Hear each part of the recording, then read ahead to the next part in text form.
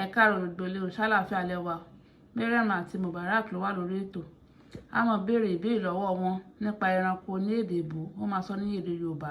Ẹ máa bá wa ká lọ. Mariam, ẹranko wo là ń pè ní sheep? Àgùntàn. Ẹ pàtẹ́wọ́ fún Mubarak. Ẹranko wo là ń pè ní cow? Màálù. Ẹ pàtẹ́wọ́ fún Mariam.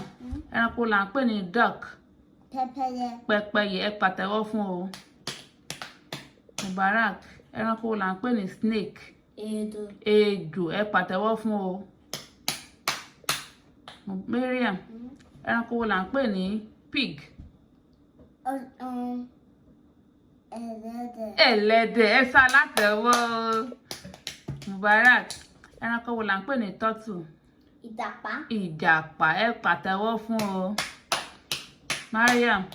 Ẹranko là ń pè ní monkey? Ọ̀bọ. Ẹ pàtẹ́wọ́ fún o.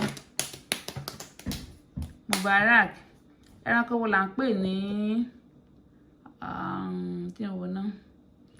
dog? Dog. Ajá. Ẹ pàtẹ́wọ́ fún o. Ẹ káyè la ẹ gbìyànjú. Ibi tá ti sẹ́nu kò fún tòní ní. Ẹ̀yin olólùfẹ́ wa, ẹ ṣé o, ẹ kú gbogbo ìgbà wa, kò ní sú yín, kò ní rẹ̀ yín o. Ó dàbọ̀ o.